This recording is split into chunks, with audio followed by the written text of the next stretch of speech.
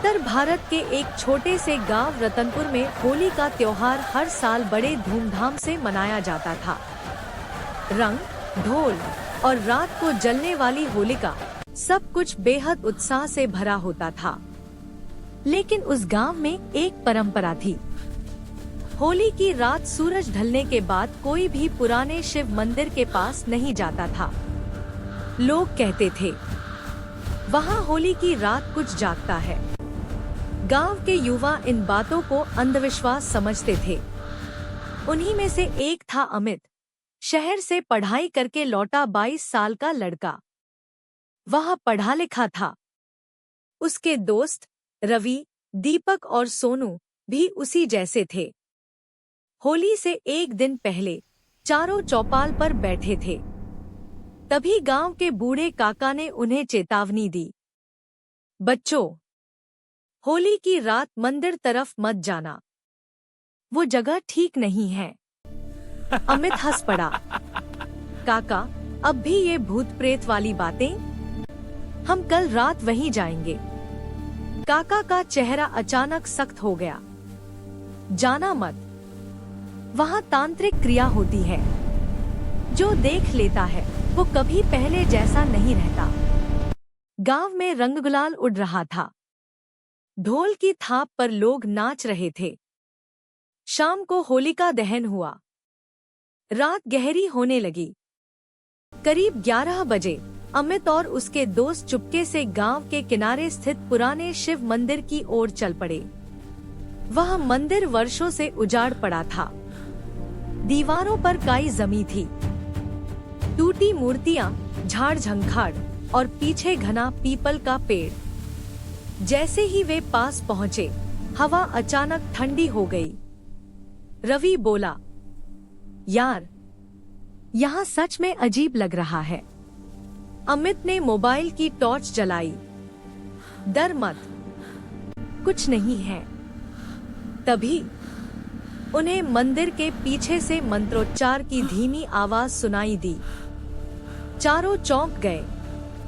दीपक फुसफुसाया, किसी ने कहा था न, यहाँ तांत्रिक आता है। वे धीरे धीरे पीछे की ओर बढ़े। पीपल के पेड़ के नीचे एक दृश्य था जिसने उनके खून को जमा दिया। एक काला वस्त्र पहने आदमी बैठा था। सामने लाल कपड़ा बिछा था। उस पर खोपड़ी, नींबू, सिंदूर, काले धागे और राख से बना गोल चक्र। उसके बीच में एक मिट्टी की गुड़िया रखी थी जिस पर लाल रंग से किसी का नाम लिखा था। तांत्रिक मंत्र पढ़ रहा था। आवाज गहरी और अजीब। अचानक उसने मुट्ठी भर राख गुड़िया पर हवा तेज घूमी।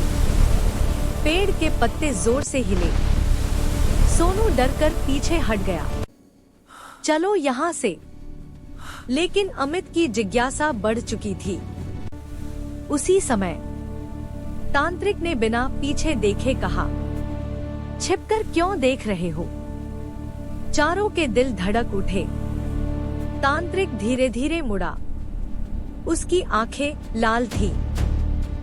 चेहरे पर राख लगी थी और मुस्कान बेहद डरावनी। देख लिया तो अब जाओगे, कहा। अमित हिम्मत करके बोला, तुम क्या कर रहे हो यहाँ? तांत्रिक हंसा, जिसका नाम लिखा है उसकी आत्मा बुला रहा हूँ। दीपक ने गुड़िया की ओर देखा और उसका चेहरा सफेद पड़ गया। गुड़िया पर लिखा नाम था दीपक। तांत्रिक की आंखें चमकी। हाँ, तू ही चाहिए था। अचानक हवा चक्र की तरह घूमने लगी। दीपक के पैर जमीन से चिपक गए। वह चिल्लाया, मुझे छोड़ो। तांत्रिक ने मंत्र तेज कर दिए। गुड़िया खुद ब खुद हिलने लगी। दीपक का शरीर झटके खाने लगा, जैसे अदृश्य ताकत उसे खींच रही हो। अमित और रवि ने उसे पकड़कर खींचा। तभी गुड़िया का सिर खुद घूम गया और उसी पल दीपक की गर्दन भी उसी दिशा में झटकी। चारों चीख उठे। अमित ने पूरी ताकत से दीपक को चक्र से बाहर खींचा। जैसे ही वह सीमा पार हुई, हवा रुक गई। तांत्रिक गर्जा, ले गए तो क्या? होली खत्म होने से पहले ये वापस आएगा। वे दौड़ते हुए गांव की ओर भागे। पीछे से हंसी गूंजती रही। होली की रात, आत्माएं लौटती हैं। उस रात के बाद दीपक बदल गया। वह चुप रहने लगा। रात को चीख कर उठता, कहता कोई बुला रहा है। उसके कमरे में राख के निशान मिलते। एक रात उसने कहा, वो कह रहा है मैं अधूरा हूँ। अमित समझ गया, तांत्रिक का अनुष्ठान पूरा नहीं हुआ था। अगले साल फिर होली आई। दीपक की हालत खराब थी। होली की रात 12 बजे वह अचानक घर से गायब हो गया। अमित और रवि समझ गए, वह मंदिर गया होगा। वे दौड़ते हुए पहुंचे। पीपल के नीचे फिर वही चक्र था।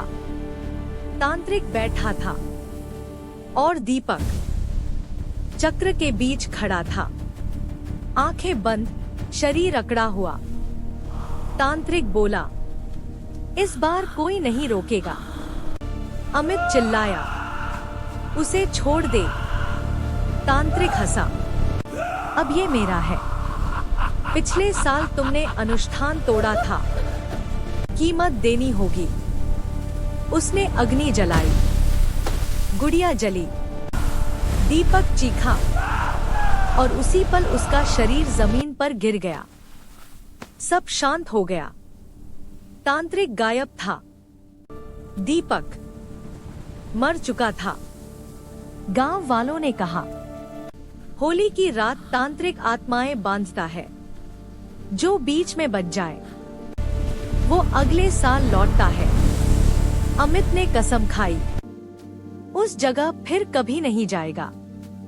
लेकिन लोग कहते हैं, आज भी रतनपुर में होली की रात पुराने शिव मंदिर के पास दीपक जैसा एक लड़का खड़ा दिखता है और पीपल के नीचे राख का चक्र फिर बन जाता है।